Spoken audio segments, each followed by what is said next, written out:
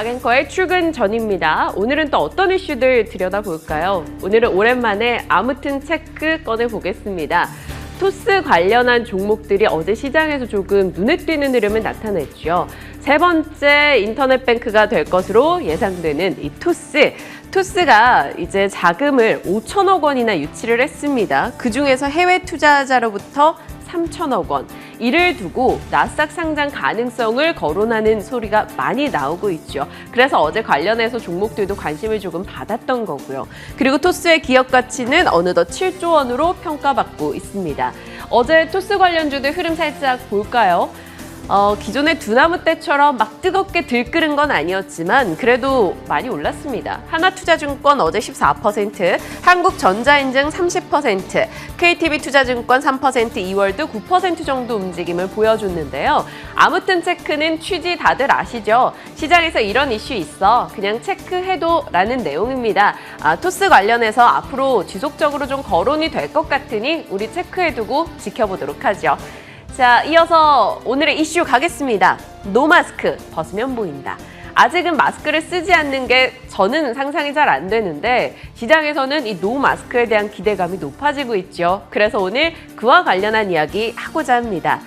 정부가 7월부터 백신 1차 접종자 이상이라면 노 마스크 상태로 야외 활동을 할 수 있다라고 밝혔죠. 그러면서 여행, 의류, 뷰티, 영화, 화장품 쪽으로 노 마스크 기대가 쫙 번지면서 한 2주간 소비재 종목들이 그래서 큰 관심을 받기도 했었습니다.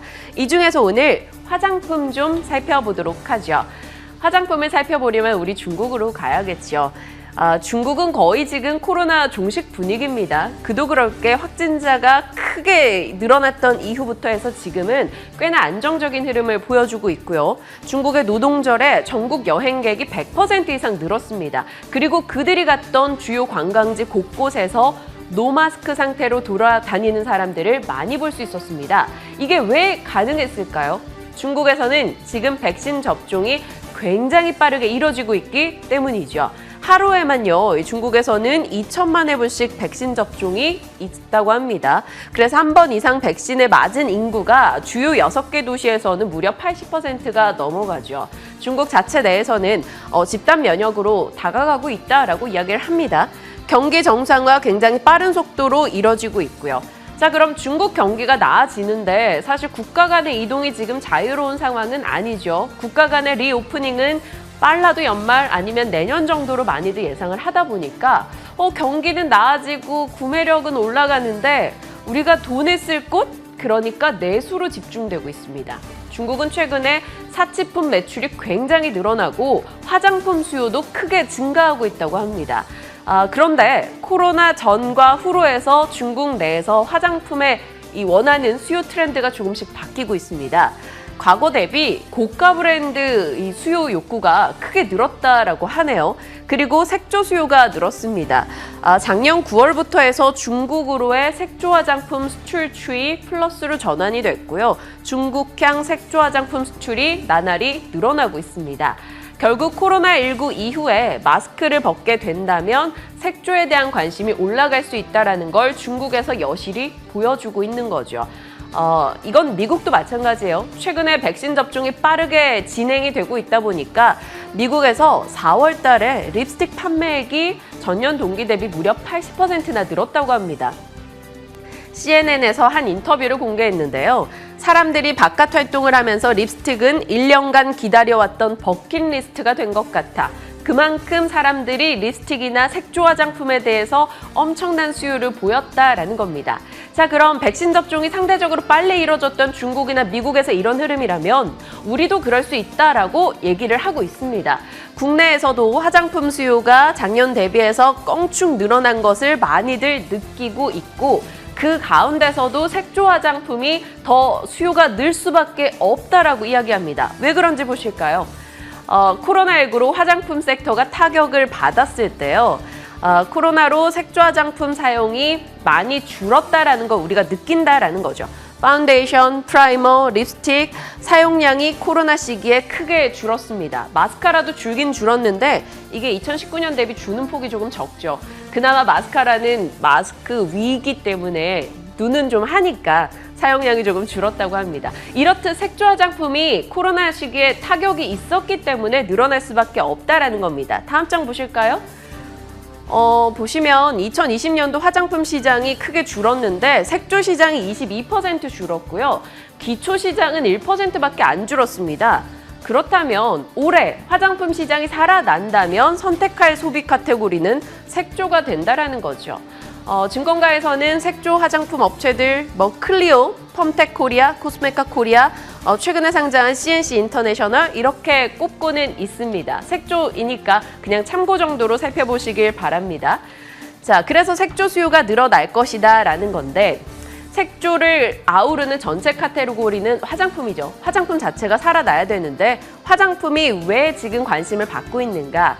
코로나로 기저효과가 있다라는 거, 그리고 백신 접종으로 인해서 여행이 늘어나면 여행을 오가는 사람들이 결국 면세를 사용할 거고 면세점에서는 90% 비중이 화장품이기 때문에 면세가 살아난다면 당연히 화장품도 살아난다라는 겁니다.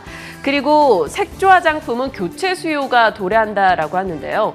색조 화장품은 물과 이 기름으로 주로 이루어져 있기 때문에 이게 세균이 생기기 쉽다라고 하네요. 그래서 상대적으로 유통기한이 짧습니다. 그런데 코로나19가 생각보다 길었죠.